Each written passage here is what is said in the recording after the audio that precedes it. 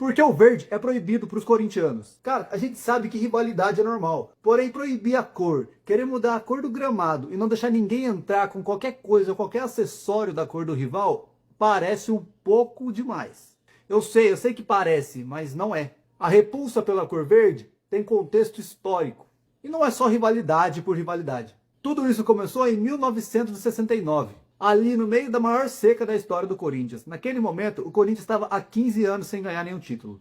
Porém, naquele ano parecia que ia mudar, porque o Corinthians já tinha ganhado todos os clássicos do campeonato até ali. E liderava o Campeonato Paulista de forma isolada, até que um trágico acidente tirou a vida de dois dos principais jogadores do Corinthians. O atacante Eduardo e o lateral Lido.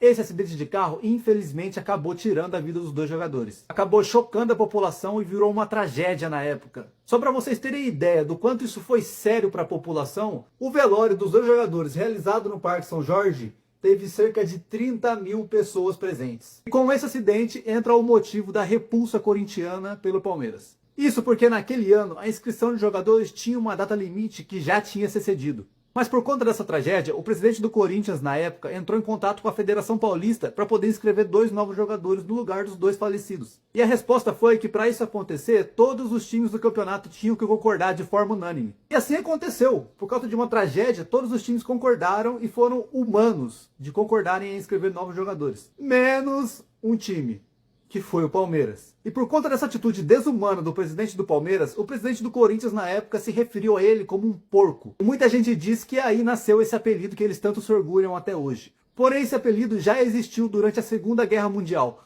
por um motivo que eu não preciso entrar aqui, mas os italianos eram chamados de porcos. Inclusive, esse motivo que eu não posso citar aqui foi o motivo do Palmeiras ter mudado de Palestra Itália para Palmeiras. Porém, quem relembrou esse apelido e trouxe ele de volta à tona foi o presidente do Corinthians em 69. Mas voltando para a história do acidente, o Corinthians acabou não conseguindo inscrever os novos jogadores. E o time sentiu tanto a perda desses dois jogadores que acabou perdendo todos os jogos que aconteceram depois desse acidente. Com isso, o Corinthians perdeu o título para o Santos, que foi o campeão paulista de 69. E agora um ponto aqui só para lembrar. Na fundação do Palmeiras, o Corinthians foi um dos clubes que mais apoiou. Inclusive emprestou 5 jogadores para que o Palmeiras pudesse realizar a sua primeira partida na história.